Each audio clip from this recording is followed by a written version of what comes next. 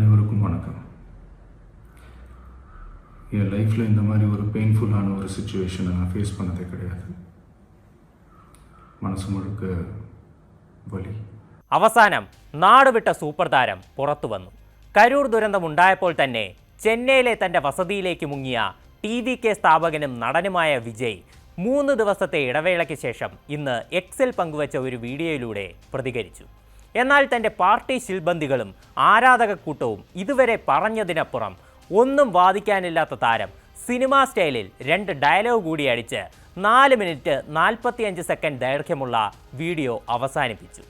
എന്നാൽ ഇതിന് കേവലം മിനിറ്റുകൾക്കപ്പുറം വിജയുടെ ആരോപണങ്ങളെ തമിഴ്നാട് സർക്കാർ കൂടുതൽ തെളിവുകൾ പുറത്തുവിട്ട് പൊളിച്ചടുക്കി. ഇന്ന് വൈകിട്ട് Tamil Nadu revenue secretary Amudha IAS, ആഭ്യന്തര സെക്രട്ടറി ധീരജ് കുമാർ, ആരോഗ്യ സെക്രട്ടറി സെന്തിൽ കുമാർ, ക്രമസമാധാന ചുമതലയുള്ള ADGP എന്നിവർ ചേർന്ന് ഒരു പത്രസമ്മേളനം നടത്തി. വെറുതെ ആയിരുന്നില്ല അവർ വന്നത്. കരൂർ ദുരന്തം നടന്ന ദിവസം വിവിധ പത്രമാധ്യമ സ്ഥാപനങ്ങൾ പകർത്തിയ ദൃശ്യങ്ങളും അവരുടെ പക്കലുണ്ടായിരുന്നു. ഈ ദൃശ്യങ്ങൾ മാർക്ക് ചെയ്ത് കാണിച്ച് TVK ഇതുവരെ സർക്കാരിനെതിരെ പടച്ചുവിട്ട വിവിധ ആരോപണങ്ങൾക്ക് കൃത്യമായ മറുപടിയും അവർ നൽകി.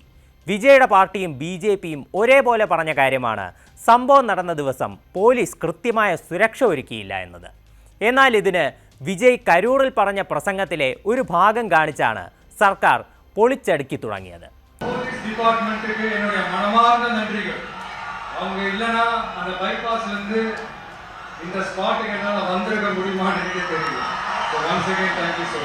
കണ്ടില്ലേ, പോലീസിന് നന്ദി പറഞ്ഞുകൊണ്ട് പ്രസംഗിക്കുന്ന ഈ നേതാവും ഇതേ പാർട്ടിയിലെ പ്രവർത്തകരുമാണ് ഇപ്പോൾ പോലീസിനെ തന്നെ കുറ്റം പറയുന്നത്.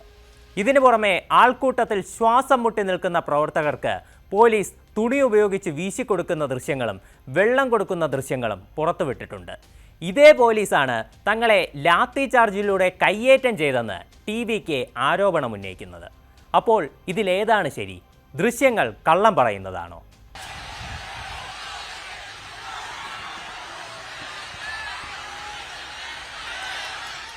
ദൃശ്യങ്ങളിലൊന്നും തന്നെ പോലീസ് കയ്യേറ്റം ചെയ്യുന്നതൊന്നും കാണാൻ വയ്യ.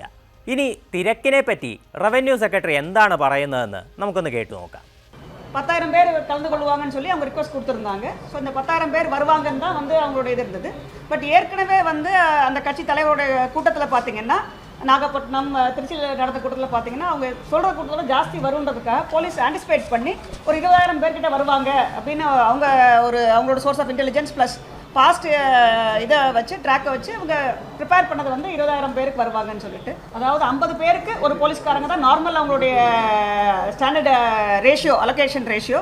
பட் ஹை ரிஸ்க் க்ரௌடுக்கு ஜெனரல் க்ரௌடுக்கு இவ்வளோ தான் போட மாட்டோம். பட் இது மாதிரி ஹை ரிஸ்க் க்ரௌடு, நம்ம எந்தூசிஸ்ட் க்ரௌடுக்கு வந்து இது மாதிரி போடக்கூடிய ஸ்கேல். ஸோ இந்த கேஸில் வந்து 20 பேருக்கு ஒன்றா കൊടുത്തിருக்காங்க.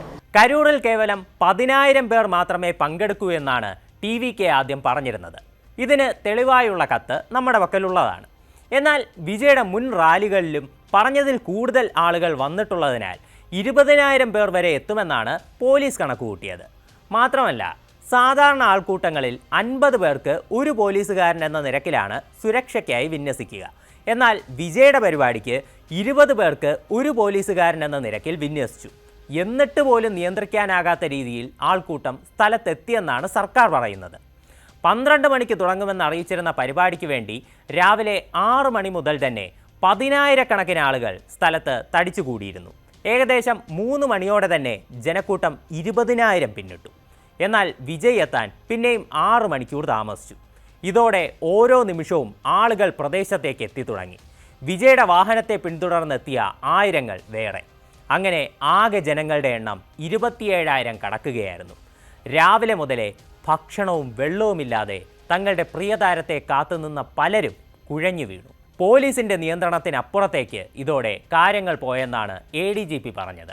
ഇനി പവർ കട്ടിൻ്റെ കാര്യം, അതിനുള്ള വിശദീകരണവും റവന്യൂ സെക്രട്ടറി നൽകി. വിജയ് സംസാരിക്കുന്ന സമയത്ത് സ്ട്രീറ്റ് ലൈറ്റുകളും മറ്റ് കെട്ടിടങ്ങളിലെ ലൈറ്റുകളും തെളിഞ്ഞിരിക്കുന്നത് ദൃശ്യങ്ങളുടെ സഹായത്തോടെ അവർ വ്യക്തമാക്കി. ഇതിൽ നിന്ന് വൈദ്യുതി ബോർഡ് പവർ കട്ട് ചെയ്തിട്ടില്ല എന്നത് തെളിഞ്ഞു. പകരം അണഞ്ഞുപോയത് TVK പ്രവർത്തകർ സജ്ജമാക്കിയിരുന്ന ഫോക്കസ് ലൈറ്റുകൾ മാത്രമാണ്. അതിൻ്റെ കാരണം ഇതാണ്.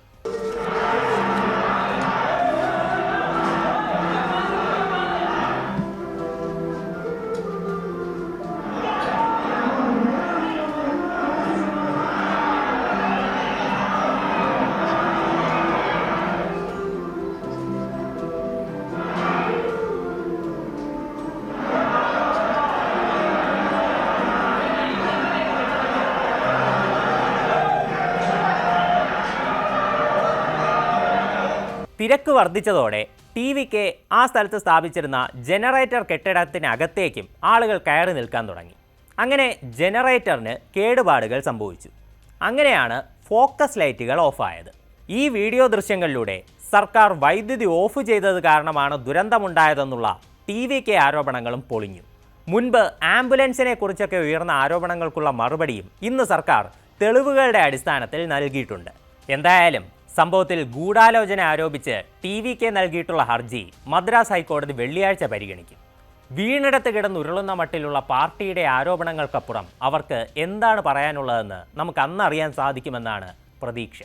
എന്നാൽ എഴുതിക്കൊടുത്ത പഞ്ച് ഡയലോഗുകൾക്കപ്പുറം ഒരു നേതാവ് മനസ്സിൽ നിന്ന് പറയുന്ന വാക്കുകൾ വിജയിൽ നിന്ന് കേൾക്കാൻ നമുക്ക് പറ്റുമോ? അത് ഒരു ചോദ്യചിഹ്നം തന്നെയാണ്.